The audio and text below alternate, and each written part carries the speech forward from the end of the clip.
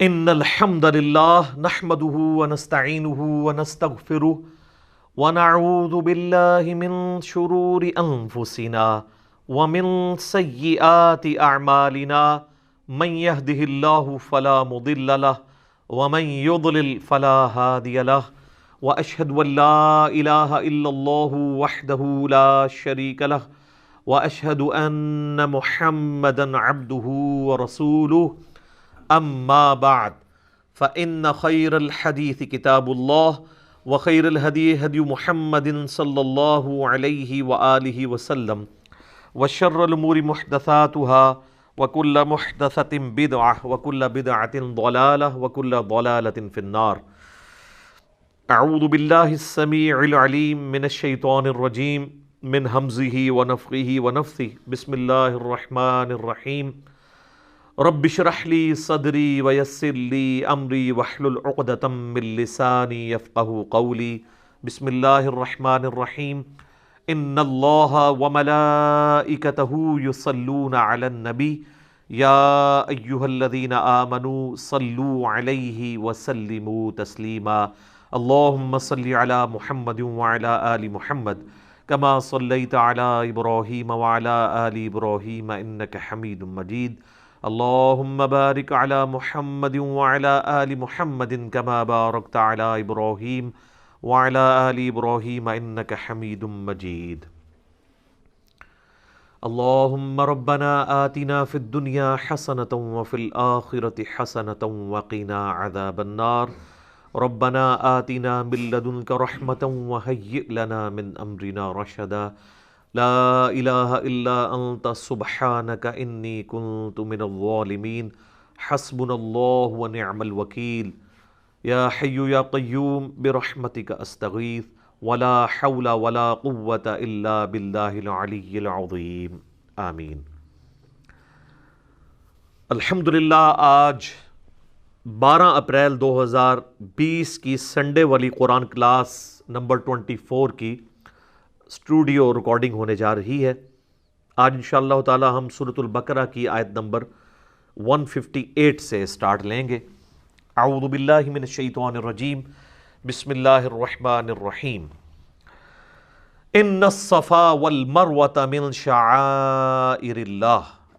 بے شک صفا اور مروہ اللہ تعالیٰ کی نشانیوں میں سے ہیں. یہ دو پہاڑیاں آج بھی مکے کے اندر موجود ہیں، اور حج اور عمرے کے دوران جب بھی سعی کی جاتی ہے تو صفا مروہ کے درمیان 7 چکر کاٹے جاتے ہیں.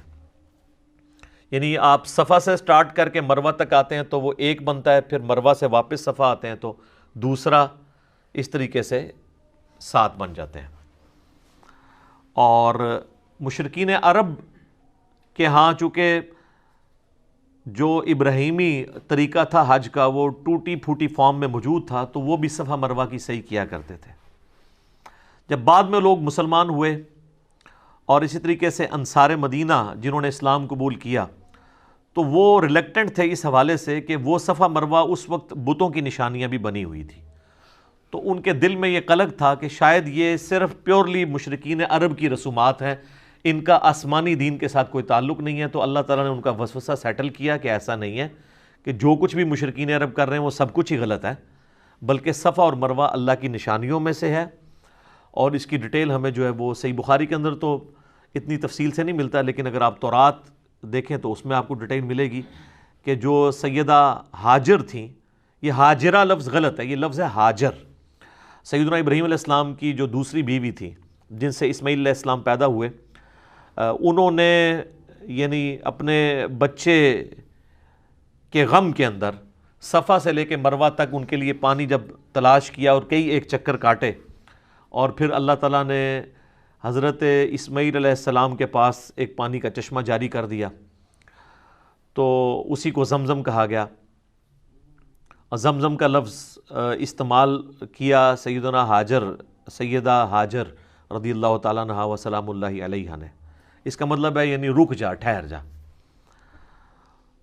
تو ان کی اس یاد کے اندر اللہ تعالیٰ نے اس کو یعنی حصہ بنا دیا عمرے اور حج کا، صفا مروہ کی سعی کرنے کو. چونکہ جب اس وقت صفا مروہ تھا تو یہ دو پہاڑیاں تھیں، تو ایک پہاڑی سے دوسری پہاڑی پہ چڑھتے ہوئے یا ایک سے دوسری پہ چڑھنے کے لیے اترتے ہوئے آپ کو خود بخود سپیڈ آپ کی زیادہ ہو جاتی ہے جب آپ اترائی کی طرف آتے ہیں۔ وقت گزرنے کے ساتھ ساتھ وہ وادی جو ہے وہ فل اپ ہونی شروع ہوئی، الٹیمیٹلی پھر وہ آلموسٹ اس وقت تو لیول پہ آ چکی ہے، لیکن پھر بھی صفا اور مروہ کی جو وہ پہاڑیاں ہیں، وہ چٹیل چٹانوں والے پہاڑ، اس کے کچھ حصے ابھی تک پریزرو ہیں، اس کے اوپر انہوں نے باقاعدہ جو ہے وہ ایک کیمیکل لگا کے اسے پریزرو کیا ہوا ہے، تو وہ ابھی بھی نظر آتے ہیں۔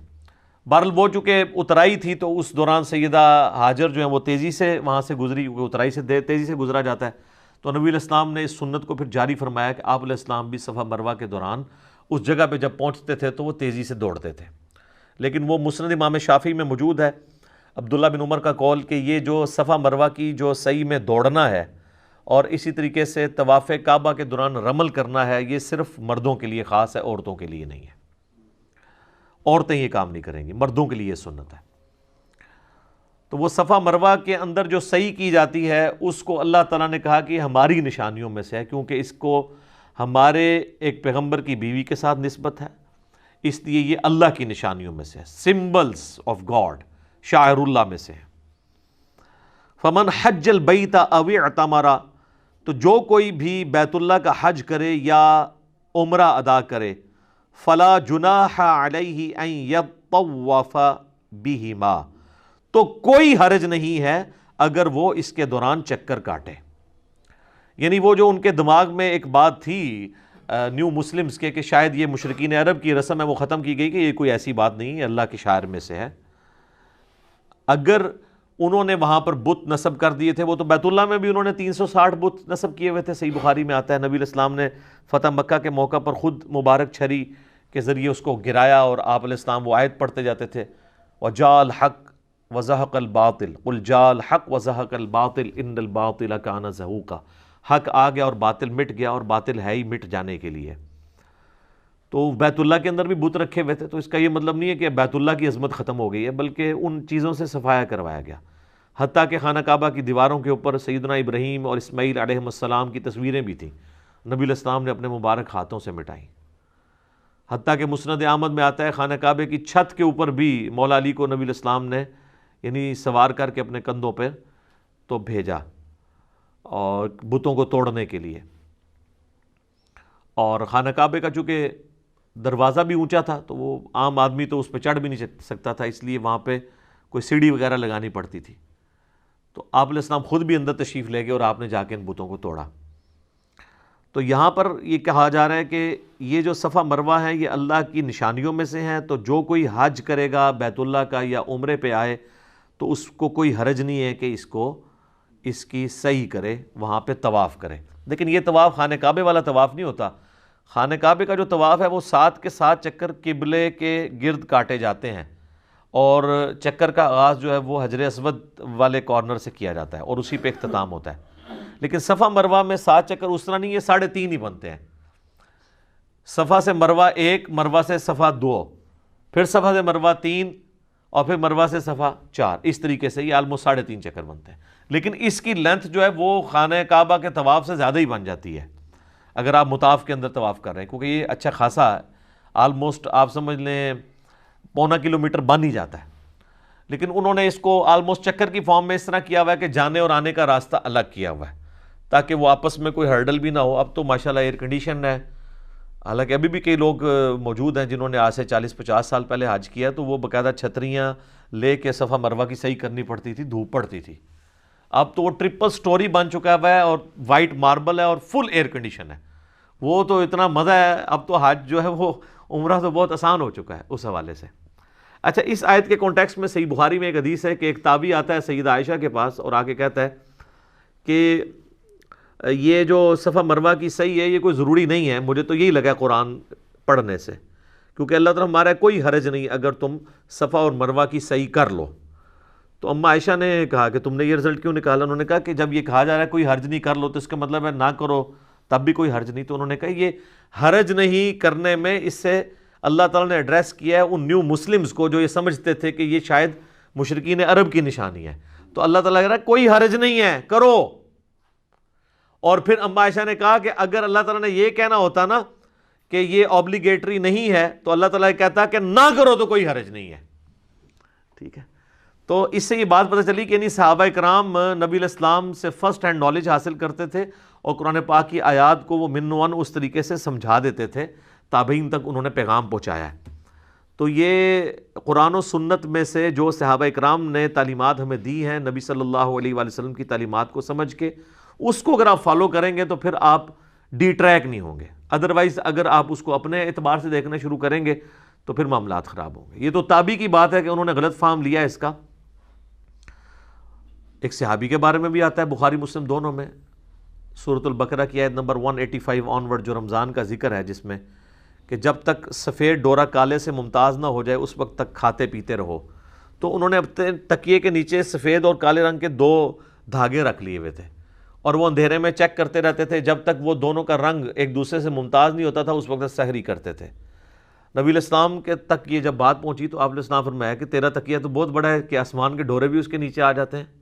آپ فرمایا اس سے مراد آسمان کے ڈورے ہیں. تو صحابہ کرام علیہم رضوان بھی بعض اوقات قرآن و سنت کی تعلیمات سے کچھ باتوں میں دوسرا مطلب بھی سمجھ لیتے تھے, کیونکہ بعض چیزیں ظاہری الفاظ کے ساتھ ہوتی تھیں, بعض جو ہے محاورتاً ہوتی تھیں. لیکن یہ کہیں نہیں قرآن و سنت میں آتا ہے کہ نہ کوئی بات ترجمے میں بیٹھ رہی ہو, نہ محاورے میں کوئی گل وچ کوئی اور ہی نکال لی جائے.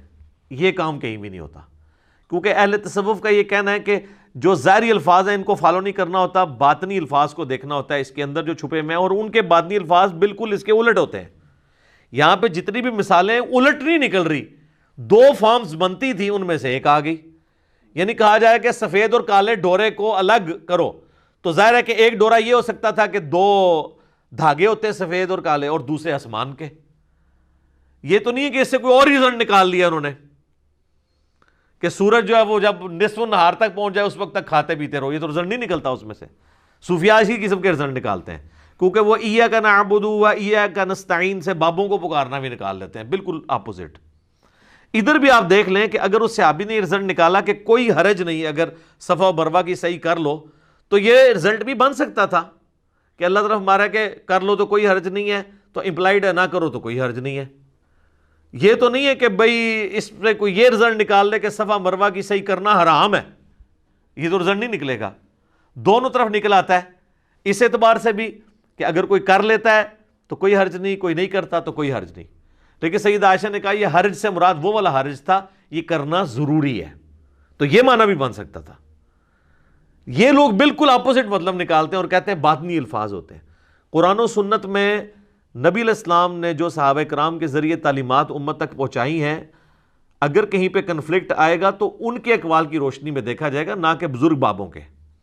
اب اگر کوئی کہے کہ جی صحابہ کرام کا ہم نے فارم نہیں دیکھنا, ہم نے اپنے بزرگوں کا, اپنے علماء کا, اپنے پیروں کا, اپنے صوفیاء کا, اپنے مفسرین کا, اپنے جو ہے وہ ائمہ کا دیکھنا ہے, اور نبی علیہ السلام کو, صحابہ کو اور اہل بیت کو چھوڑ دینا ہے, تو پھر اس کا مطلب ہے جن کے پاس فرسٹ ہینڈ نالج تھا وہ تو آپ کو سپورٹ نہیں کر رہے. پھر ہم بالکل آپ کو ٹھیک کہہ رہے ہیں نا, کیا کہ مرنے سے پہلے ہے مسلمان کر لے اس پہ غور. کتابوں کا خدا اور ہے, بابوں کا خدا اور, صحابہ کا خدا اور ہے, بابوں کا خدا اور, اہل بیت کا خدا اور ہے, بابوں کا خدا اور کتابوں کا جہاں اور ہے, اور بابوں کا اپنا ہی ایک جہاں اور ہے. وکھرے اپنے جہاں میں ایک جہاں اور ہوتا ہے. ٹھیک ہو گیا جی. تو یہ اس بات کا ثبوت ہے کہ صحابہ کے فہم کے ساتھ ہم نے کتاب و سنت کو لے کے چلنا ہے. وَمَن تَطَوَّعَ خَيْرًا, اور جو کوئی خوشی سے نیکی کماتا ہے تو فَإِنَّ اللَّهَ شَاكِرٌ عَلِيمٌ, تو بے شک اللہ تعالیٰ بڑا قدردان ہے, علم والا ہے. یعنی صفا مروہ کی صحیح کرنا سنت ابراہیمی بھی ہے اور ثواب کا کام بھی ہے. اب میرے بھائیوں بڑی امپورٹنٹ آیت آ رہی ہے, سورۃ البقرہ کی آیت نمبر 159. یہ ہم نے اپنے کربلا والے ریسرچ پیپر پہ ٹائٹل پیج کے اوپر لگائی ہے کہ اللہ تبارک و تعالیٰ نے یہود و نصارہ کو اس بات کے اوپر گرفت کی ہے کہ یہ لوگ اپنی کتابوں میں آئے ہوئے حق کو چھپاتے تھے, اور ظاہر ہے اس میں جو گرفت ہے وہ علماء پہ ہے کہ وہ اپنی پبلک تک وہ بات نہیں پہنچنے دیتے تھے. تعویل خاص کے اعتبار سے تو اس سے مراد وہ پروفیسیز ہیں، وہ پیش گوئیاں ہیں جو اگلی الہامی کتابوں میں اللہ کے محبوب صلی اللہ علیہ وآلہ وسلم کے بارے میں موجود تھیں کہ پیغمبر آخر الزماں آئیں گے صلی اللہ علیہ وآلہ وسلم۔ ایون آج کے بھی جو اولڈ ٹیسٹمنٹ اور نیو ٹیسٹمنٹ میں وہ پروفیسیز موجود ہیں۔ میں نے کچھ کا ذکر تعارف قرآن والے جو 6 لیکچرز تھے ان کے اندر کیا ہے، آج میں اس ڈیٹیل میں نہیں جاتا۔ اصل میں اس یونیورسل ٹروتھ کو سمجھیں کہ اللہ تعالیٰ کو اس معاملے میں کتنا غصہ آتا ہے، جلال آتا ہے ان لوگوں پر جو لوگوں سے حق چھپاتے ہیں، چاہے وہ اس کو کوئی بھی نام دیں کہ جی وہ امت کے وسیع تر مفاد میں کیا جا رہا ہے۔ میرے بھائی، انڈیا، پاکستان، بنگلہ دیش میں لوگوں نے امت کے وسیع تر مفاد میں ہی بخاری مسلم کی رفع الیدین والی حدیثیں چھپائی ہوئی تھی، کیونکہ وہ کہتے تھے یہاں پہ بابوں نے آ کے آلریڈی فقہ حنفی کو اسٹیبلش کر دیا ہے۔ اب اگر ہم بخاری مسلم سے نماز کا طریقہ بتائیں گے تو جب بنیادی رکن نماز ہی چیلنج ہو جائے گی تو وہ کہیں گے یہ تمہارے بزرگ ہمیں کیا کروا کے گئے ہیں، تو بہتر یہ ہے کہ اس کا ترجمہ ہی نہ کرو، اور اگر ترجمہ کرنا بھی ہے عوام الناس کے ہاتھ میں نہ لگنے دو۔ اور وہ اب آپ دیکھ لیں رزلٹ کہ جب ترجمہ ہوا ہے 1920 میں، تو اب یہ 2020 آلموسٹ 100 سال ہوئے ہیں، تو ہر معاملہ تل پٹ ہو گیا ہے۔ یعنی فقہ حنفی اور ان کے علماء اور ان کے بزرگ اور ان کی کٹر فالوئنگ جو بھی ہے وہ بھی منہ چھپاتے پھر رہے ہیں، اور حتیٰ کہ یہ حال ہو گیا کہ ان کی اپنی نسلیں جو ہیں وہ ریورٹ ہو رہی ہیں۔ ہم سے تو سارے لوگ رابطہ کرتے ہیں خاندانی طور پہ، جو لوگ یعنی علماء دیوبند یا بریلوی علماء کی اولادوں میں سے ہیں، اس خاندان سے تعلق رکھنے والے لوگ ہیں، وہ ریورٹ ہو رہے ہیں کہ یار یہ ہمارے لوگ کیا کہانیاں کروا کے گئے ہیں۔ تو پوری نیک نیتی کے ساتھ انہوں نے آپ کے ساتھ جو کام ڈالا تھا نا، وہ اپنی زوم میں بالکل ٹھیک ڈالا تھا، اپنے زوم میں۔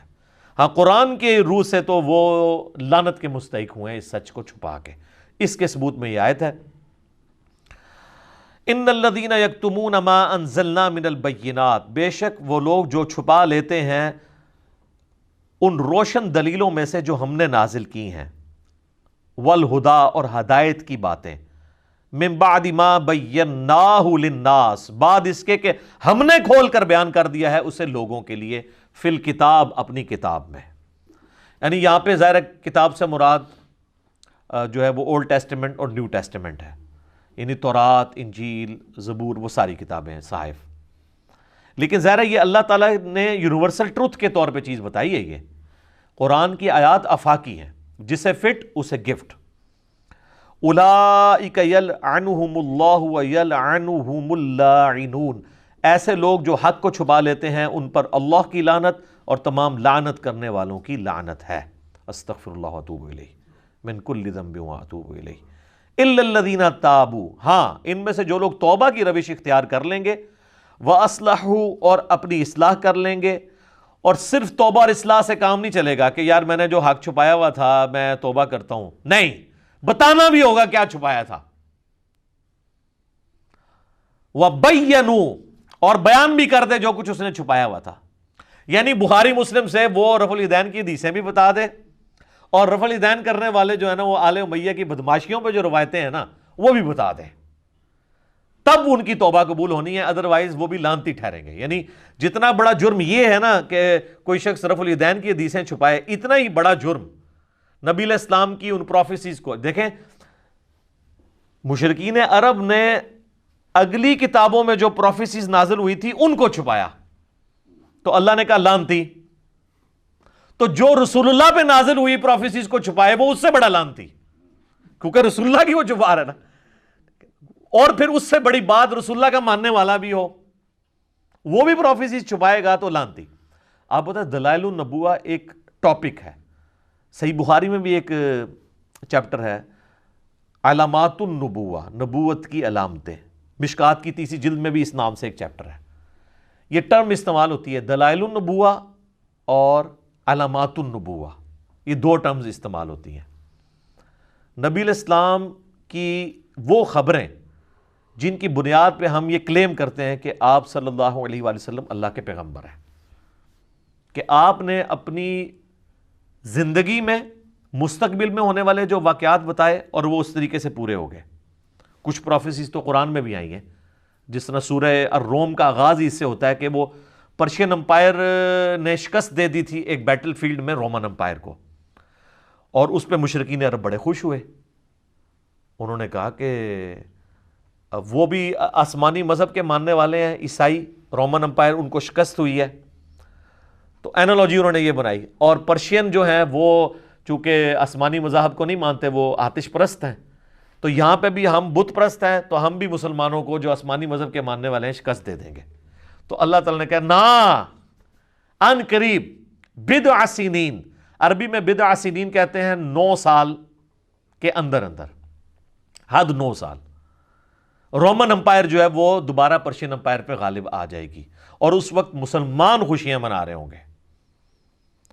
تو بلکہ جب یہ آیات نازل ہوئی تو حضرت ابوبکر نے شرط لگا دی 3 سال کے اوپر، کہ 3 سال کے اندر. تو نبی علیہ السلام نے فرمایا 3 سال نہیں، بضع سنین جو ہے وہ 9 سال تک کے لیے آتا ہے، تم 9 سال کے اوپر لگاؤ. اس وقت شرط لگانا جائز تھا، اور وہ جیت بھی گئے پھر شرط حضرت ابوبکر صدیق رضی اللہ عنہ کو. واقعی پھر فتح بھی ہو گئی. یہ تو خیر اس وقت تو یہ لوگ یہ دیکھ رہے تھے کہ یار، وہ دیکھتے تھے کہ جناب رومن اور پرشین کی آپس میں ٹسل ہو رہی ہیں، ایک دوسرے پہ غالب آتا ہے، دوسرا اس پہ غالب آتا ہے. یہ تو ظاہر تماشائیوں کے طور پہ دیکھ رہے تھے نا مسلمان. یہ مسلمانوں نے تو یہ سوچا ہی نہیں تھا کہ ان قریب یہ ہمارے پاؤں کے نیچے ہوں گے دونوں. ٹھیک ہے، اس کی آپ نے برا نہیں منانا.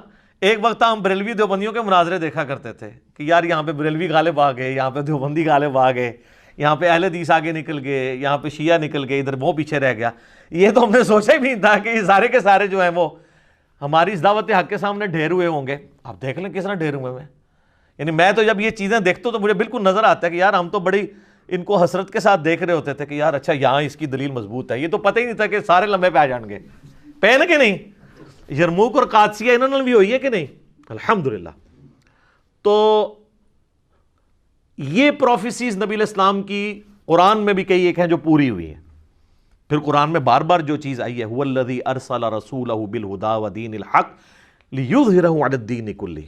یہ جب پروفیسی دی جا رہی تھی کہ غلبہ حاصل ہوگا، تو غلبہ تو مشرکین عرب پہ تو نبی علیہ السلام کی مبارک زندگی میں ہوا، لیکن آپ کی وفات کے بعد غلبہ رومن اور پرشینس کے اوپر بھی ہوا، اور یہ نبی علیہ السلام کی پروفیسیز پوری ہوئیں اسی طریقے سے.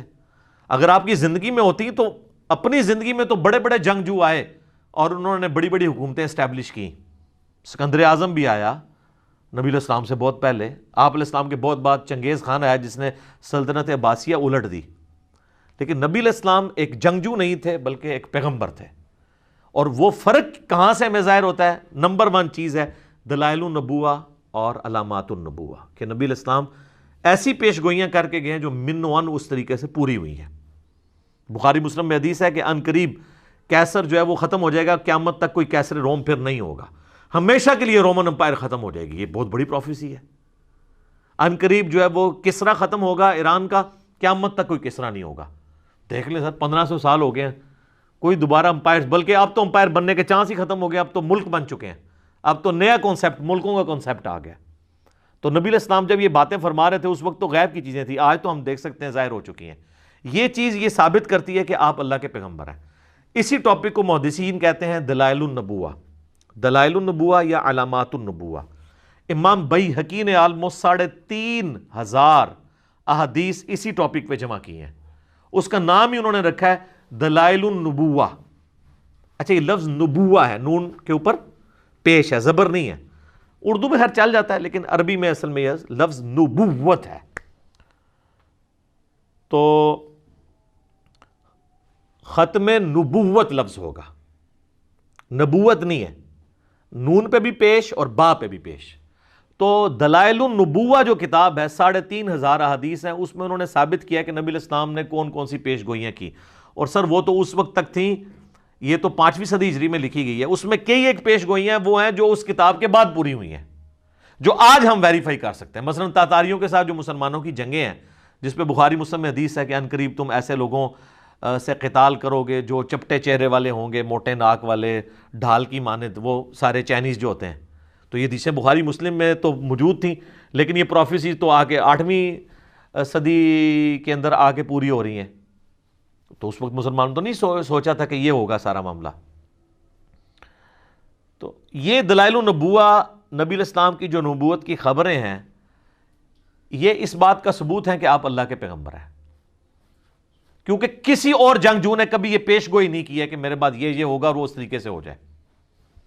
یہ آپ کو دوسرے جنگجوؤں سے ممتاز کرتی ہے.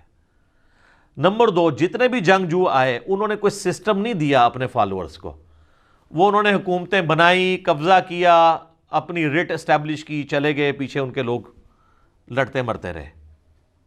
لیکن نبی الاسلام ایک سسٹم دے کے گئے، اور اس سسٹم کی برکات ہیں کہ باقی سارے انقلاب وقت کے ساتھ ختم ہو گئے، لیکن نبی الاسلام کا انقلاب آج بھی گلی گلی موجود ہے۔ دنیا میں 1.5 ارب لوگ ہیں جو اس پیغمبر کے ماننے والے ہیں۔ دنیا کا کوئی ملک نہیں جہاں پر نماز نہ پڑھی جاتی ہو۔ کوئی چنگیز خان کا ماننے والا، کوئی سکندر اعظم کا ماننے والا، کوئی دکھائیں دنیا میں کہیں ہے؟ یہ وہ انقلاب ہے جو انقلاب، حالانکہ اس انقلاب کے بعد بھی آپس میں خانہ جنگی ہوئی مسلمانوں میں، لیکن اس چیز کے اوپر سب کا یونانیمسلی ایگریمنٹ رہا کہ اللہ، رسول، قرآن، آخرت، وہ سارا کچھ چلتا رہا۔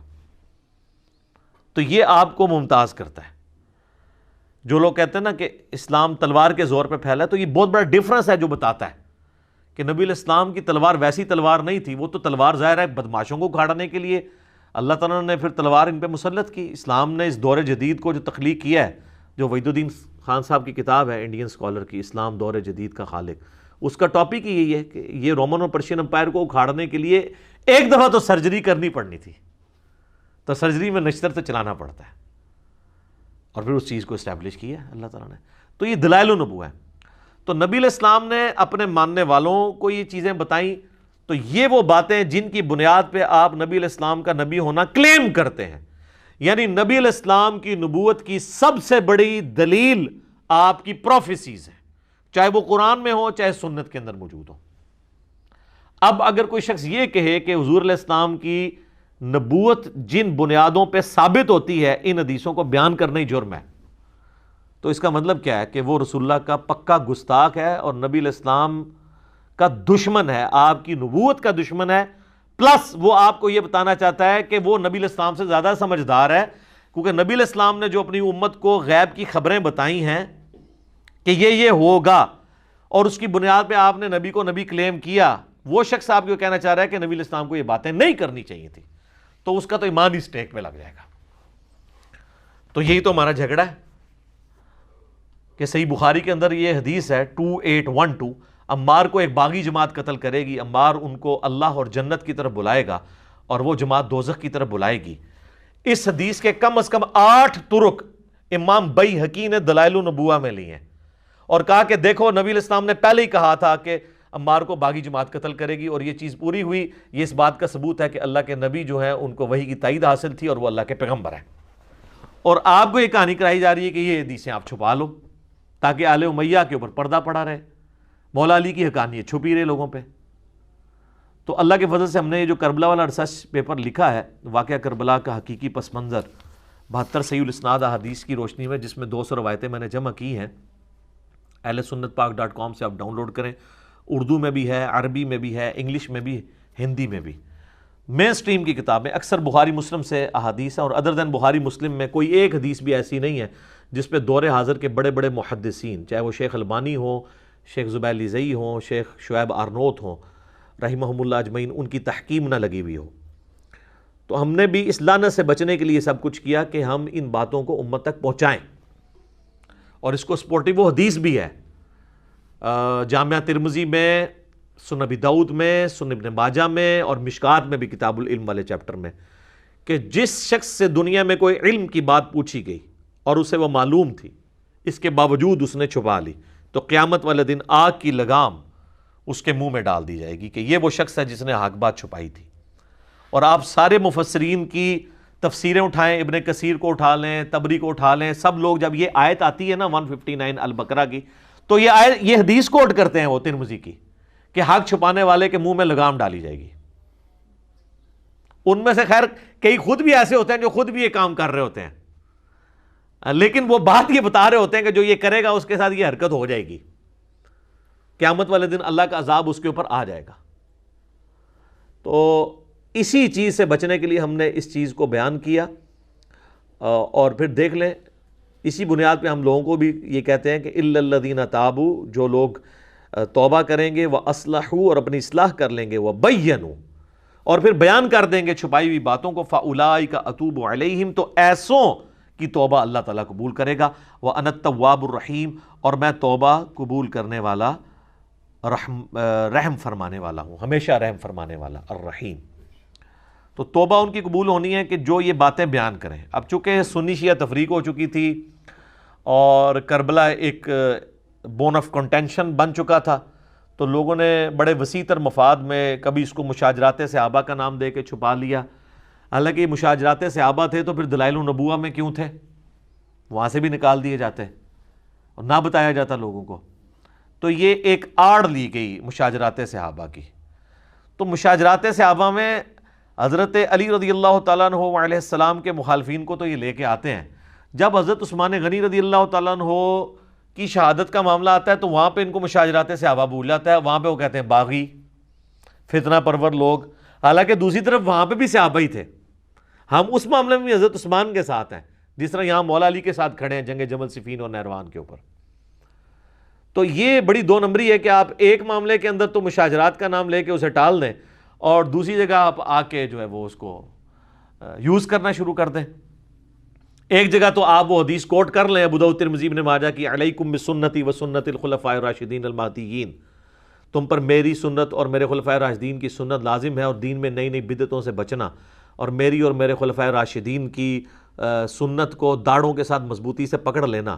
تو ہم پھر بار بار یہ پوچھتے ہیں کہ یہ حدیث آپ حضرت عثمان تک تو لے کے آتے ہیں، جب حضرت علی کی باری آتی ہے تو آپ کہتے ہیں باتیں ڈسکس نہیں ہونی چاہیے، تو حضرت علی کے خلیفہ راشد نہیں ہیں۔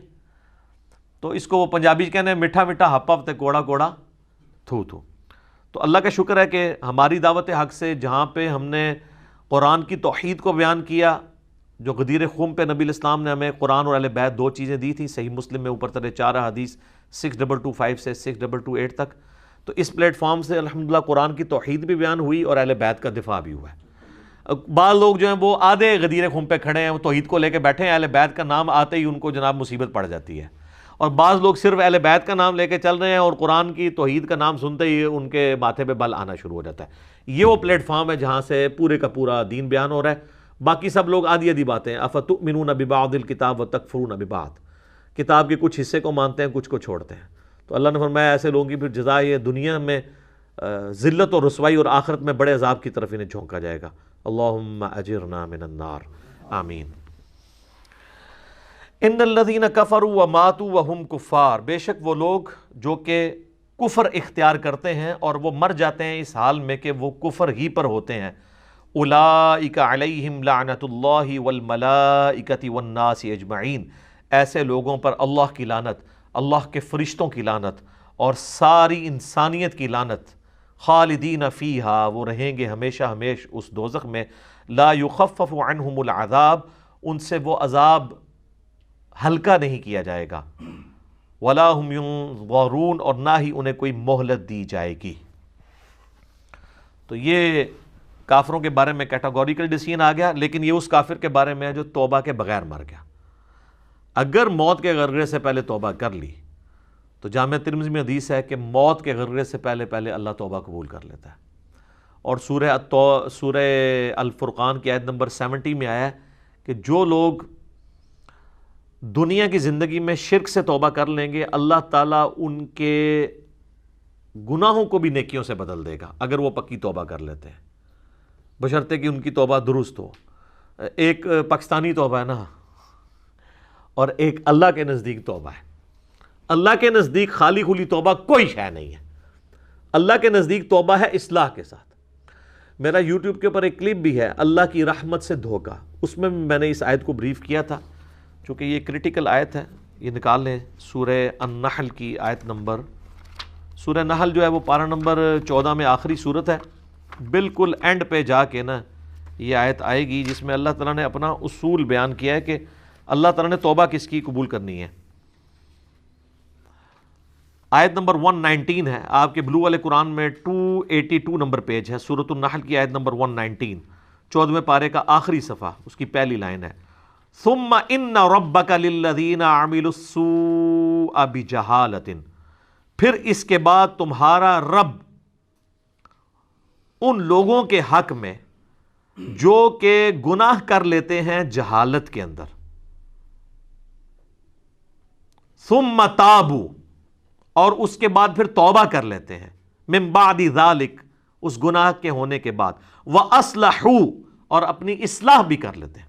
یہ اصلاح کا ذکر تو سورۃ البقرہ کی آیت نمبر 159 میں بھی آیا تھا، ان ربک من بعدہا، بے شک تیرا رب اس کے بعد ان کے حق میں لغفور الرحیم، ضرور بالضرور بخشش فرمانے والا، مہربان ہوگا۔ کس کے حق کے اندر؟ جو لوگ جہالت میں گناہ کر بیٹھے ہیں، اس کے بعد وہ فوراً توبہ کر لیں اور اپنی اصلاح بھی کر لیں، اس کے بعد معاف کرے گا۔ ہمارے لوگ کہتے ہیں نہیں کہ صرف توبہ سے ہی معافی ہو جائے گی۔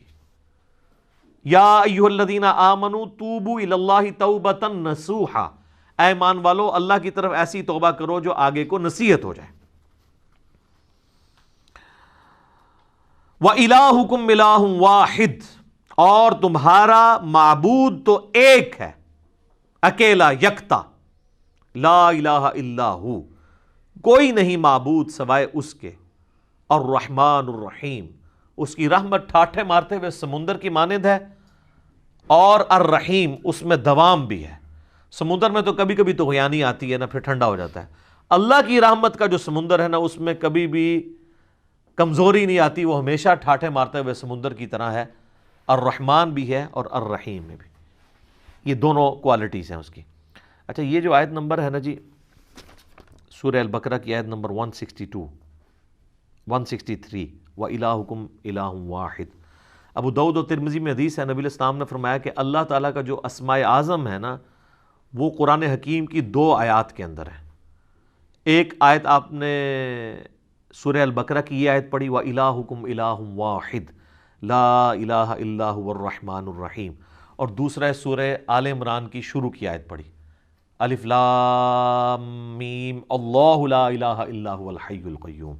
اور پھر آپ علیہ السلام نے فرمایا کہ اللہ کے جو اسماء اعظم ہیں، یعنی جس کے ذریعے اللہ کی طرف دعا کی جائے تو اللہ تعالیٰ محروم نہیں لوٹاتا، وہ ان 2 آیات کے اندر ہے۔ آپ علیہ السلام نے یعنی اس کو اسپیسیفائی نہیں کیا، لیکن ظاہر ہے جو اللہ کے نام آ رہے ہیں وہی اسماء اعظم ہیں، الرحمن، الرحیم، یا حیو یا قیوم، یہ دونوں اس میں آتے ہیں، اور یہ الرحمن الرحیم یہاں پہ۔ اس لیے آپ دیکھتے ہیں میں جب کبھی بھی دعا کرواتا ہوں تو وہ جو جامع ترمذی میں حدیث ہے کہ پہلے اللہ کی حمد بیان کرو، اس کے بعد درود شریف پڑھو، اور پھر اللہ سے مانگو، تو پھر اللہ تعالیٰ تمہاری دعا قبول کرے گا۔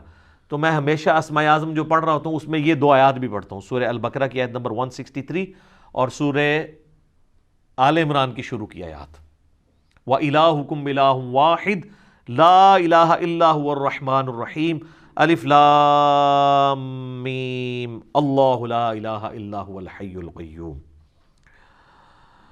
اب میرے بھائیو، اگلی جو آیت ہے نا سورہ البقرہ کی آیت نمبر 164، اسے آیت الآیات کہا جاتا ہے، اس کا نام ہے۔ ایسی آیت جس میں اللہ کی کئی آیات بیان ہوئی ہیں، اللہ کی قدرت کی نشانیاں، سائنز آف گاڈ، ایک نہیں بے شمار۔ اور قرآن حکیم میں سورۃ البقرہ کی آیت نمبر 164 کے مقابلے پہ کوئی ایک آیت ایسی نہیں ہے جس میں صرف ایک آیت کے اندر اللہ تعالیٰ کی قدرت کے فزیکل فینومینا آف نیچر، جو اللہ تعالیٰ کے فینومینا بنائے ہوئے ہیں، وہ سارے کے سارے آلموسٹ بڑے بڑے فینومینا جو قرآن پاک میں سکیٹرڈ فارم میں ہیں، جن کو التذکیر بھی آلاء اللہ کہا گیا ہے، وہ بیان ہوئے ہوں، سوائے اس آیت کے۔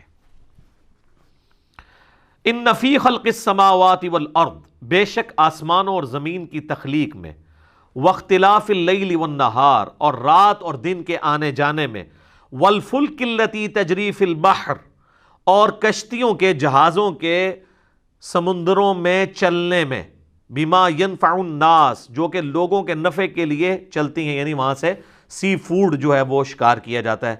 وما انزل اللہ من السماء من ماء، اور اللہ تعالیٰ جو نازل فرماتا ہے آسمان سے پانی، فاحیا بہ الارض بعد موتها، اور پھر اس پانی کے ذریعے مردہ زمین کو زندہ کر دیتا ہے، یعنی سبزہ اگا دیتا ہے اس پانی کے ذریعے۔ وبث فیہا من کل دابہ، اور اللہ تعالیٰ نے جو زمین میں ہر طرح کے جانور پھیلا دیے ہیں۔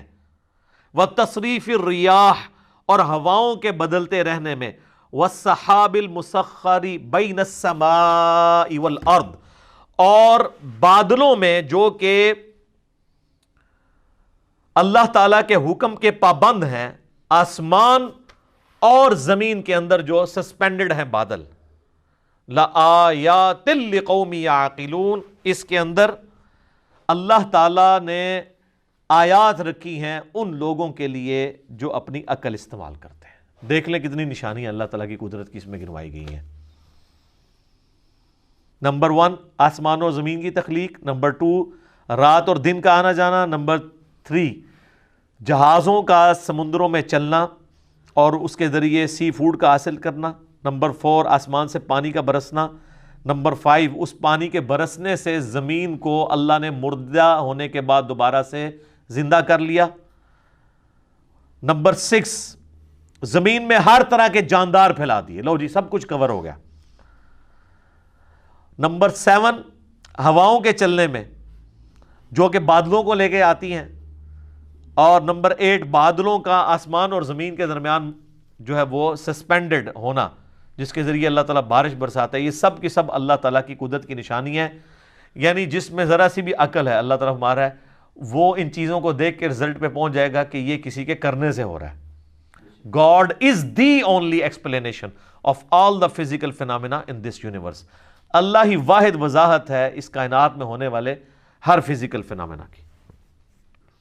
تو اب جس اللہ کی یہ کوالٹیز ہیں اس کے مقابلے پہ اگر کسی اور کے ساتھ وہ چیزیں وابستہ کر دی جائیں تو اس سے بڑا کوئی جرم نہیں ہو سکتا. اور یہی اللہ اس چیز کا حقدار ہے کہ اس کے ساتھ شدید محبت کی جائے، دلی محبت آخری درجے کی، جو کسی اور مخلوق کے ساتھ نہیں ہو سکتی. تو اللہ تعالیٰ اب ایک کرائٹیریا پھر اس حوالے سے ڈسکس کر رہا ہے. وَمِنَ النَّاسِ مَن يَتَّخِذُ مِن دُونِ اللَّهِ، اور لوگوں میں ایسے لوگ بھی ہیں، ایسے بدبخت لوگ ہیں جنہوں نے اللہ کے سوا اور ہستیوں کو پکڑ لیا ہے.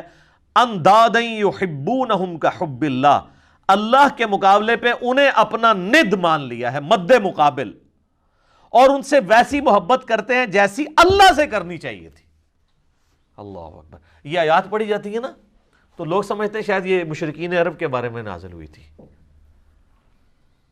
تو مشرکین عرب اگر اس جرم کے اوپر مجرم ہے اللہ کے حضور، تو آج بھی جو لوگ یہ کر رہے ہیں وہ بھی اسی طریقے سے مجرم ہے. اور آپ کو آج مسلمانوں میں اکثریت ایسے لوگوں کی نظر آئے گی جو اگر آپ ان سے حلفیہ بیان لیں تو وہ کبھی یہ نہیں کہیں گے کہ ہم اللہ سے بڑھ کے کسی سے محبت کرتے ہیں، لیکن ان کا ایٹیچیوڈ یہی ہے. وہ آپ کو کبھی شعر سنائیں گے، اللہ اللہ کیے جانے سے اللہ نہ ملے گا، اللہ والے ہیں جو اللہ سے ملا دیتے ہیں. اور اللہ والے ان کو کہہ رہے ہوتے ہیں جو اپنی عبادت کروا رہے ہوتے ہیں. اگر اللہ والے سے مراد یہ رسول اللہ کو، صحابہ اور اہل بیت کو لیں تو ہم ان کے ساتھ ہیں، لیکن آپ کو پتہ ان کو نہیں لیتے کیونکہ وہ تو ولی نہیں تھے نا، ولی تو بعد میں ہوتے ہیں. وہ اللہ والے ان کو کہہ رہے ہوتے ہیں جن سے تجوید سے اگر آپ نماز سنیں تو نہیں سنا سکتے، اور ترجمہ تو بھول ہی جائیں کہ وہ سنا سکتے ہیں. ہاں وہ یہ کر سکتے ہیں کہ سجے پاسے اسلام پھیرے تھے سارے حافظ ہو گئے، کھبے پاسے پھیرے تھے سارے ناظرہ ہو گئے. وہ کہتے ہیں نا جی پیچھے نیت کی.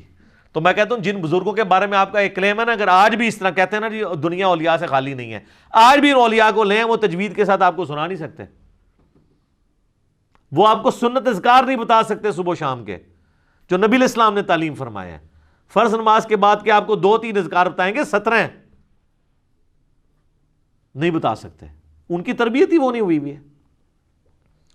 تو وہ ان ہستیوں کے بعد، حتیٰ کہ سورہ الزمر کے اندر جا کے آئے گا، سورۃ المومن کے اندر، کہ ان کے سامنے جب اکیلے اللہ کا ذکر کیا جاتا ہے تو ان کے دل گھٹنے شروع ہو جاتے ہیں، اور جب اللہ کے ساتھ اور ہستیوں کو شامل کیا جاتا ہے تو ان کے پھر دل پھیل جاتے ہیں. اور آپ یہ کر کے دیکھ لیں جناب، آپ اللہ کی توحید بیان، ہم تو کئی بار یہ تجربہ کر چکے ہیں، آپ اللہ کی توحید بیان کریں تو ان کو چڑ ہو جاتی ہے. وہ کہتے ہیں کو بزرگوں کا بھی ذکر کرو نا جی. بلکہ ہمارے ایک سیالکوٹ میں بڑے قریبی بھائی، تو وہ ایک بریلویوں کی مسجد میں امام تھے. تو جب اللہ تعالیٰ نے ہمیں قرآن کی توحید کی طرف راغب کیا تو دعوت کی برکت سے انہوں نے بھی حق قبول کیا. تو ظاہر ہے وہ اب اناؤنسمنٹ تو نہیں کر سکتے تھے، تو انہوں نے بہرحال توحید کے اوپر درس شروع کیا قرآن کے اندر، جو قرآن کی آیات ہیں اعلیٰ حضرت کا ترجمہ رکھ کے. اب تو کسی کو تکلیف نہیں ہونی چاہیے. تو 2-4 دن تو توحید برداشت کی انہوں نے، اور پھر بابے جو ہے مسجد کے اکٹھے ہو گئے. انہوں نے کہا ایک جناب اللہ نہیں توندے رہندے ہو ہر ٹائم، کو بزرگوں کا بھی ذکر کریا کرو. یہ دیکھیں پنجابی کا محاورہ نے یوز کیا، ہر ٹائم اللہ نہیں توندے رہندے ہو، استغفر اللہ توب.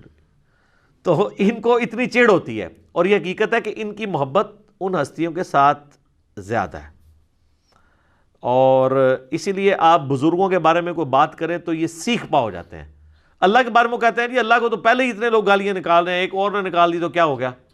ہاں ظاہر ہے وہ نکال رہے تو ہیں، حالانکہ یہ خود بھی نکالنے والوں میں شامل ہیں۔ جی سورہ مریم میں آتا ہے کہ جو اللہ تعالیٰ کے لیے بیٹا تجویز کرتا ہے، یعنی شرک کرتا ہے، شرک کی کوئی بھی فارم ہو، وہ اللہ کو ایسی بات کہہ رہا ہے، ایسی گالی دے رہا ہے کہ قریب ہے آسمان پھٹ پڑے اور زمین شک ہو جائے اور پہاڑ ریزہ ریزہ ہو جائے، ان دعوا للرحمن ولدا، کہ یہ رحمان کے لیے بیٹا تجویز کرتے ہیں۔ اگر زمین و آسمان اور پہاڑوں کے احساسات ہو نا اس طرح کے، تو یہ سارے ان پہ پھٹ پڑے، زمین ریزہ ریزہ ہو جائے، زمین یعنی پھٹ جائے اس خوف سے کہ یار میرے اوپر یہ لوگ اللہ کے ساتھ اور ہستیوں کو شریک ٹھہرائے ہوئے ہیں۔ اور نبی علیہ السلام کی آپ احتیاط دیکھیں، یہ جو ند لفظ ہے نا اندادیں، سیم یہ الفاظ ہیں۔ مسند امام احمد میں حدیث موجود ہے، الادب المفرد امام بخاری کی کتاب کے اندر یہ موجود ہے۔ ہم نے اپنے ریسرچ پیپر دعا صرف اللہ ہی سے، اس میں بھی ڈالی ہوئی ہے۔ ایک صحابی نے نبی علیہ السلام کو آگے کہا ما شاء اللہ و شئت یا رسول اللہ، اے اللہ کے رسول جو آپ چاہیں اور جو اللہ چاہے۔ تو آپ نے فرمایا اجعلتنی للہ ندا، یہ لفظ، کیا تو نے مجھے اللہ کے مد مقابل ٹھہرا لیا؟ اب وہ پاکستانی ہوتا نا تو کہتا نہیں یا رسول اللہ مد مقابل نہیں، میں نے آپ کو مستقل بذات نہیں مانا، غیر مستقل بذات، عطائی اور اللہ کے اذن سے مانتے ہوئے کہا ہے۔ لیکن اس ٹائم پہ یہ کہانیاں نہیں ہوتی تھی، صحابہ کرام تو بولے والے مسلمان تھے نا، یہ ساری شیطانیاں ان کو تو نہیں آتی تھی۔ تو آپ نے فرمایا قل بل ما شاء اللہ وحدہ، بلکہ کہہ جو اکیلا اللہ چاہے۔ ایک بریلوی عالم تھے تو میں نے ان کو یہ حدیث بیان کی نا، انہوں نے کہا جی آپ کو اس حدیث کا مطلب نہیں سمجھ آیا۔ میں نے کہا نہیں سمجھا ہے۔ وہ کہتے ہیں اصل میں نبی علیہ السلام نے پوچھا ہے کہ اے میرے پیارے صحابی، کہیں ایسا تو نہیں آپ مجھے خدا مانتے ہو؟ ٹھیک ہے، میں نے کہا تو آگے الفاظ تو کچھ اور بتا رہے ہیں۔ اس کے جواب میں تو صحابی کہتا نہیں یا رسول اللہ میں نے آپ کو خدا نہیں مانا، خدا کا بندہ مانتے ہوئے کہہ رہا ہوں یا رسول اللہ ما شاء اللہ وشئتا۔ تو میں نے کہا آگے جو الفاظ ہیں قل بل ما شاء اللہ وحدہ، کہ اکیلا جو اللہ چاہے۔ اگر آپ کی بات ہوتی نا تو وہ صحابی کہتے کہ نہیں میں آپ کو اللہ کا بندہ مان کے کہہ رہا ہوں، تو حضور کہتے ٹھیک ہے کہتا رہے۔ آپ تو بالکل الٹ بات کر رہے ہیں، نہیں مجھے نہیں شامل کرنا ذات، تکوینی امور میں نہیں کرنا، تقدیر سے جو ریلیٹڈ ہے۔ ہاں باقی دین کے معاملے میں تو بخاری مسلم میں کئی حدیث ہیں، جب نبی علیہ السلام سے پوچھا گیا کسی معاملے کا صحابہ کرام نے، اور صحابہ کرام سے آپ نے کاؤنٹر کوسچن کیا، ان کو نہیں معلوم ہوتا تو کہتے تھے واللہ ورسولہ عالم، اللہ اور اس کا رسول بہتر جانتے ہیں۔ وہ بالکل ٹھیک ہے، دین اللہ اور اس کے رسول سے ہی سیکھنا ہے۔ اور اسی کو سپورٹیو بخاری مسلم کی حدیث ہے کہ اللہ تعالیٰ عطا فرماتا ہے، میں تقسیم کرتا ہوں۔ وہ آدھی حدیث بیان کرتے ہیں، پوری حدیث اس طرح ہے کہ نبی صلی اللہ علیہ وآلہ وسلم نے فرمایا اللہ تعالیٰ جس کے ساتھ خیر اور بھلائی کا ارادہ فرماتا ہے اس سے دین کی فقہ عطا فرما دیتا ہے، اور اللہ دیتا ہے اور میں تو تقسیم کرنے والا ہوں۔ یعنی مجھے بھی جو دین اللہ نے میرے ساتھ بھلائی کا ارادہ کیا، مجھے دین کی سمجھ عطا فرمائی ہے، تو یہ اللہ نے عطا فرمائی ہے، میں تو صرف تقسیم کرنے والا ہوں۔ انما اس میں یعنی الفاظ جو ہے نا بخاری مسلم کی حدیث کے کہ واللہ یعطی وانما انا قاسم، اللہ دیتا ہے اور میں تو صرف تقسیم کرتا ہوں۔ تو وہ انہوں نے جناب اس دو لفظ پکڑ لیے تو اعلیٰ حضرت نے شعر لکھ دیا، رب ہے معطی یہ ہے قاسم، رزق اس کا ہے کھلاتے یہ ہیں۔ وہ رزق کے اوپر لے گئے اور تکوینی امور کے اوپر، حالانکہ یہاں پہ دین کا معاملہ تھا۔ اس میں میرا یوٹیوب پہ ایک کلپ بھی ہے اللہ نبی وارث، تو اس میں میں نے کئی ایک احادیث بیان کی ہیں اس حوالے سے۔ یہ تو یعنی نہ ختم ہونے والی چیزیں ہیں، نبی علیہ السلام نے جتنی اس حوالے سے سختی فرمائی ہوئی ہے۔ وہ مسلم شریف کی جو حدیث بڑی مشہور ہے کتاب الجمعہ چیپٹر میں، ایک صحابی نے نبی علیہ السلام کے سامنے تقریر کرتے ہوئے کہہ دیا من یطع اللہ ورسولہ فقد رشد، جو کوئی اللہ اور اس کے رسول کی اطاعت کرے وہ کامیاب ہو گیا، ومن یعصہما، اور جو ان دونوں کی نافرمانی کرے فقد غوا، تو وہ بہک گیا، بے شک وہ بہک گیا۔ نبی علیہ السلام کو بڑا غصہ آیا، فرمایا بئس الخطیب انت، کتنا برا خطیب ہے تو نے یہ کیوں کہا جو ان دونوں کی نافرمانی کرے؟ تجھے کہنا چاہیے تھا وَمَن يَعْصِ اللَّهَ وَرَسُولَهُ فَقَدْ غَوَىٰ، جو اللہ اور اس کے رسول کی نافرمانی کرے وہ گمراہ ہوا، وہ بہک گیا۔ اب اس سے ابھی آگے یہ کہہ سکتے تھے کہ یا رسول اللہ میں نے یہ بات تو پہلے کر دی ہے، میری بات آؤٹ آف کانٹیکسٹ نہیں ہے، میں کانٹیکسٹ کے ساتھ بات کر رہا ہوں. جب میں نے یہ کہہ دیا کہ جو اللہ اور اس کے رسول کی اطاعت کرے وہ کامیاب ہوا اور جو ان دونوں کی نافرمانی کرے وہ ناکام ہوا، تو اس میں تو لٹریچر میں تو کوئی خرابی نہیں ہے، آؤٹ آف کانٹیکسٹ بھی نہیں ہے، اس میں کیا مسئلہ ہے؟ اور حقیقتاً یہ وہ اپنا مقدمہ لڑ سکتے تھے، لیکن ان کو پتا تھا سامنے امام الموحدین ہے صلی اللہ علیہ وآلہ وسلم. یہ وہ ہیں جو کتابوں کے خدا کے ریپریزنٹیٹو ہیں، بابوں کے خدا کے ریپریزنٹیٹو نہیں ہیں. اور ابو داؤد میں آگے الفاظ ہیں، آپ فرمایا قم اذهب، اٹھو ادھر سے نکل جا. اتنا آپ علیہ السلام کو جلال آیا اس حوالے سے. لیکن آپ کے وہ صوفیاء کہتے ہیں ہک ہے ہک ہے ہک ہے، جڑا ہک کی ڈوں آکھے وہ کافر و مشرک ہے، جو ایک کو دو کہہ دے وہ کافر اور مشرک ہے. حالانکہ ایک نو ڈو کہنے والا ہی موحد ہے. حادث کو قدیم سے الگ کرنے کا نام ہی توحید ہے، خالق کو مخلوق سے الگ کرنے کا نام ہی توحید ہے. تو اللہ تعالیٰ فرماتا ہے کہ یہ ان لوگوں کی حالت ہے کہ یہ اللہ کے مقابلے پہ اور ہستیوں سے ایسی محبت کرتے ہیں جو اللہ سے کرنی چاہیے. والذین آمنوا، اور جو لوگ ایمان والے ہیں، اشد حبا للہ، ان کی تو شدید ترین محبت اللہ کے ساتھ ہوتی ہے. اور اس لیول کی محبت ہوتی ہے کہ جامعہ ترمذی میں حدیث ہے، نبی علیہ السلام نے فرمایا کہ اللہ تعالیٰ سے محبت کرو کہ اس نے تمہیں نعمتوں سے نوازا ہے، اور مجھ سے اس لیے محبت کرو کہ میں اللہ کا رسول ہوں، اللہ کی نسبت کی وجہ سے. اور میرے اہل بیت سے محبت کرو کیونکہ ان کی نسبت میرے ساتھ ہے. یہ ہمیں چین بتائی گئی ہے. یہ کہتے ہیں جی وہ شیخ احمد سرندی جن کو مجدد الافسانی کہتے ہیں، وہ کہا کرتے تھے میں تو اللہ کو مانتا ہی اس لیے ہوں کہ وہ نبی کا رب ہے. حالانکہ قرآن میں بالکل اور بات ہے، یہ الٹ بات کی ہے. قرآن تو کہتا ہے لَقَدْ مَنَّ اللَّهُ عَلَى الْمُؤْمِنِينَ إِذْ بَعَثَ فِيهِمْ رَسُولًا، یہ اللہ کا احسان ہے کہ اس نے مومنین میں رسول کو بھیجا ہے اپنی شناخت کے لیے. یہ الٹی گنگا لے کے چلتے ہیں. اور پھر ظاہر ہے یہ باتیں تو بکتی ہیں. پھر انبیاء کی شان میں غلوب کرنا تو بکتا ہے نا جی. عیسائیت میں بکا ہوا ہے نا، آپ دیکھ لینا. تو اللہ تعالیٰ نے ایک مخلوق کا معاملہ ہی ایسا رکھا ہے کہ یہ اگر امتحان نہ ہو مخلوق کی کوالٹیز کا تو اللہ کے ساتھ کوئی اور شریک نہ ٹھہرایا جائے کسی کو. تو اسی لیے لوگ پھر شریک ٹھہراتے ہیں نا. اور نبی علیہ السلام کی پھر حدیث صحیح بخاری میں دیکھنا، میری شان کو اس طرح بلند نہ کرنا جس طرح نصارہ نے اپنے پیغمبر کو اتنا بلند کیا کہ ڈیوینٹی میں کلیم کر دیا. میں اللہ کا بندہ اور اس کا رسول ہوں، مجھے اللہ کا بندہ اور اس کا رسول ہی کہنا.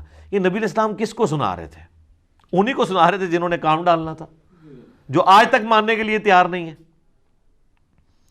تو اللہ بتا شدید ترین محبت اہل ایمان کی اللہ کے ساتھ ہوتی ہے. بخاری مسلم میں حدیث ہے، اس نے ایمان کی علاوت چکھ لی جس کے لیے اللہ اور اس کا رسول ساری دنیا سے بڑھ کر محبوب ہو جائیں. نمبر 1 یہ. نمبر 2 دوستی اور دشمنی کا معیار اللہ کی ذات. اور نمبر 3 کفر کی طرف لوٹایا جانا اس کے لیے اتنا ہی مشکل ہو جائے جتنا زندہ آگ میں جلنا.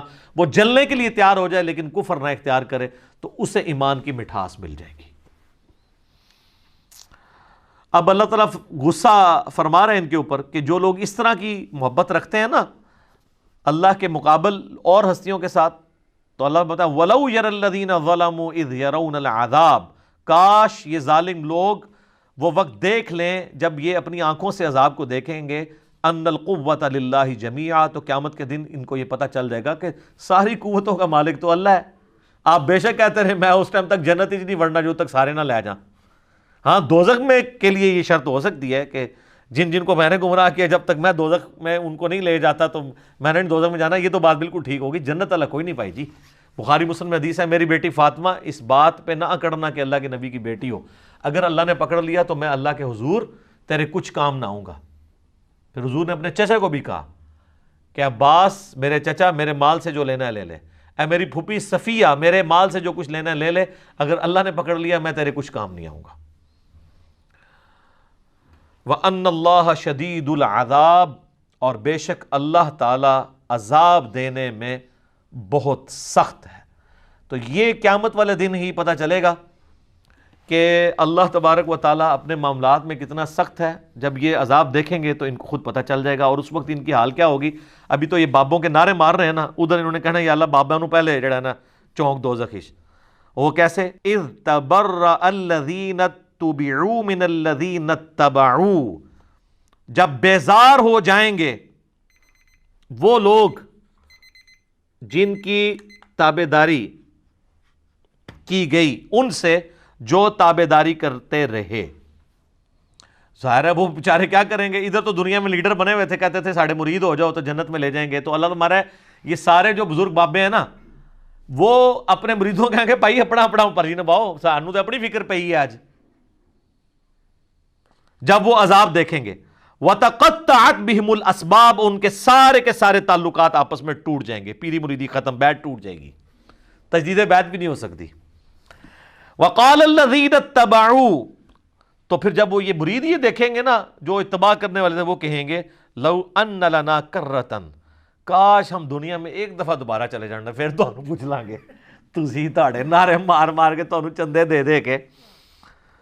فَنَتَبَرَّأَ مِنْهُمْ كَمَا تَبَرَّؤُوا مِنَّا، تو ہم بھی تم سے بیزاری دنیا میں ظاہر کریں گے جس طرح آج تم ہم سے بیزار ہو رہے ہو نا. اگر دنیا میں دوبارہ جانا نصیب ہو جائے نا تو ہم اب دنیا میں گئے نا تو ہم انجینئر صاحب کی ویڈیوز ہی دیکھا کریں گے. ظاہر ہے یہ نعرہ کون لگا رہا ہے کہ نہ میں وہابی نہ میں بابی، میں ہوں مسلم علمی کتابی. بابوں سے لانے برات کون کروا رہا ہے؟ جو نبی علیہ السلام کی مبارک دعوت کو لے کے چل رہا ہے اور آپ سے ریکویسٹ کرتا ہے کہ مرنے سے پہلے اے مسلمان کر لے اس پہ غور، کتابوں کا خدا اور ہے، بابوں کا خدا اور. اچھا وہ یہ کہیں گے یار یہ تو کافروں کے بارے میں آیات ہے. ان سے صرف ایک معصومانہ سوال کریں کہ یہ بتائیے، ہم لوگوں سے یہ کرتے تھے کہ یہ بتائیں کہ یہ جو آیات ہیں اس میں غلام احمد قادیانی فال کرے گا کہ نہیں؟ کہ جو قادیانی ہیں وہ قیامت والے دن جب غلام احمد قادیانی کہے گا آج تو میں خود عذاب میں جا رہا ہوں، میں تمہارا کیا کروں، تو قادیانی یہ کہیں گے کہ کاش ہم دنیا میں چلے جائیں تو ہم بھی تجھ سے لانے میں. کہتے ہیں بالکل کریں گے. تو ہم کہتے ہیں غلام احمد قادیانی تو قرآن کے نزول کے 1300 سال بعد آیا ہے، تو اس میں تو نہیں ذکر، یہ تو مشرکین عرب کے بارے میں آیات ہے. تو وہ کہیں گے نہیں مسئلہ یہ ہے کہ جو بھی کرے گا تو آڑے نہیں کرتے. ہم کوئی بات کر دیں کہ اللہ کے فضل سے ہم نے یہ بات سمجھائی ہے بڑے اعتماد کے ساتھ، کہتے ہیں میں کرتا ہے وہ آپ کے، تو میں کہتے ہیں کہ سارے اولیاء کی گردن پہ میرا پاؤں، آپ کہتے ہیں سبحان اللہ، حالانکہ آپ کہنا چاہیے لعنت اللہ. کبھی ابو بکر صدیق نے کہا سارے صحابہ کی گردن پہ میرا پاؤں ہے؟ اتنے متکبرانہ جملے کے اوپر سبحان اللہ کہنا چاہیے؟ شیخ عبد القادر جیلانی کی طرف جھوٹ منسوب ہے، ہم نہیں کہتے انہوں نے کہا ہوگا. اگر انہوں نے کہا تو وہ پھر اولیاء اللہ نہیں ہوں گے، اور اگر اولیاء اللہ میں سے ہیں تو وہ اتنے تکبر کے ساتھ نہیں بول سکتے. تو وہ کہیں گے آج ہم دنیا میں اگر کاش ہمیں واپس اللہ بھیج دینا ہم بھی اس طرح تبرہ کریں گے. یہ تبرہ لفظی سے نا اعلان برات، ٹھیک ہے، تبرہ کریں گے جس طرح آج تم کر رہے ہو. کذالک یریہم اللہ اعمالہم حسرات، یوں ہی اللہ تعالیٰ ان کے برے اعمال ان کے سامنے کر دے گا اس حال میں کہ وہ پشیمانی میں ہوں گے. علیہم ان کے لیے، وما ہم بخارجین من النار، والعیاذ باللہ تعالی، اور وہ کسی صورت آگ سے نکل نہیں پائیں گے. اللہم اجرنا من النار، اللہم انی اعوذ بک من عذاب جہنم ومن عذاب القبر ومن فتنة المحیا والممات ومن شر فتنة المسیح الدجال ربنا اصرف عنا عذاب جہنم ان عذابها کان غراما. آمین. تو یہ دیکھ لیں یہ آخرت میں یہ کچھ ہونا ہے. تو دنیا میں اگر کسی کو پتہ چل جاتا ہے سورہ الاحزاب پڑھ کے دیکھ لیں، وہاں پہ وہ کہیں گے کہ ہمارے بزرگوں کو دگنا عذاب دے اللہ جن کی وجہ سے ہم گمراہ ہوئے. بالکل آخری رکوع میں. تو آپ یہ قادیانیوں کی تو میں نے ورس مثال دی ہے، آپ دیوبندیوں سے اگر پوچھ لیں کہ یہ احمد صاحب بریلوی صاحب کے ماننے والے ان کے بارے میں یہی کہیں گے، بالکل کہیں گے. اور بریلویوں سے پوچھے کہ اشری تھانوی صاحب کے ماننے والے قیامت دن یہی کہیں گے، بالکل کہیں گے. تو یہ تو اجماع ہی ہوا ہے اس کے اوپر بزرگوں سے تبرہ کرنے پہ. تو اے تبرے جڑے نا بزرگوں سے کرو جے کرنے جے اعلان برات، ٹھیک ہے، اس سے پہلے کہ وہ آپ سے اعلان برات کریں. اور دیکھیں اللہ تعالیٰ کتنا شفیق ہے، اس نے قیامت کی جو وہ ویڈیو تھی نا پہلے ہی چلا دی ہے تاکہ وہاں جا کے آپ کو شرمندگی جو ہونی ہے نا پہلے ہی پتہ چل جائے اور آپ مرنے سے پہلے غور کر لیں. کیا کہ مرنے سے پہلے اے مسلمان کر لے اس پہ غور، کتابوں کا خدا اور ہے، بابوں کا خدا اور یقین جان ایک دفعہ بھی زندگی میں تو نے غور کیا نا تیرے اندر سے آواز نکلے گی کیا کہ نہ میں وہابی نہ میں بابی، میں ہوں مسلم علمی کتابی. دیکھ لو بابے نو کیسے رگڑا لگ رہا ہے. ٹھیک ہو گیا. بے شک بابا بچاؤ مہم کریں، بابے تے اللہ تعالیٰ نے پہلے ہی ختم کرتے ہیں. اللہ تعالیٰ سے دعا ہے جو حق بات میں نے کہی ہمارے دلوں میں راسخ فرمائے، اگر جذبات میں میرے منہ سے غلط بات نکل گئی اللہ تعالی ہمارے دلوں سے معاف کر کے اسے معاف بھی فرما دے. سبحانک اللہم وبحمدک اشہد ان لا الہ الا انت استغفرک واتوب الیک وما علینا الا البلاغ المبین. جزاکم اللہ.